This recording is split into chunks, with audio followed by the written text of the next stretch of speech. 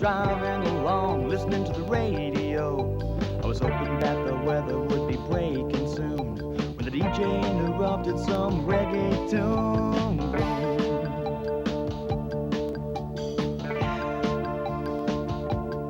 He said it's just in, hot off the AP wire. Down on the rocks, there's a bus on fire.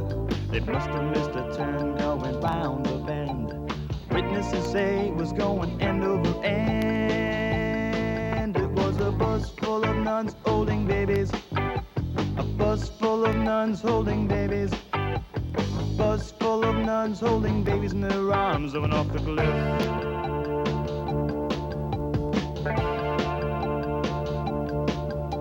I must admit I was a little distraught to hear of this wreck which fate had wrought.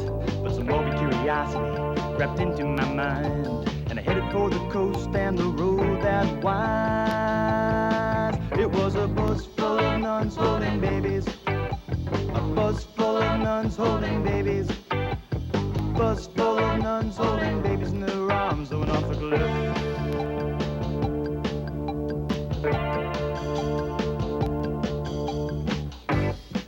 You're gonna read it in the papers, see it on TV. The worse it is, the better. And the disaster in the street.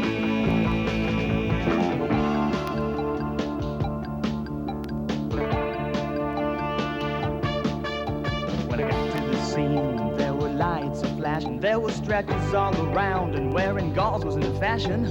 So I asked a reporter where the victims were. He spoke with a smile, and these were his words.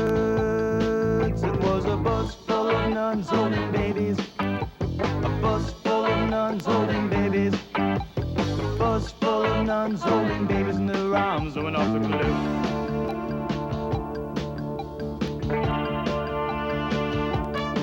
Good God, I screamed as I looked around. What could be worse than nuns and babies smashing into the ground? Reporter dried his eyes on his blood-stained sleeve and said the nuns were blind and the kids were refugees. It was a bus full of nuns holding babies. A bus full of nuns holding babies. A bus full of nuns holding babies in their arms going off the cliff.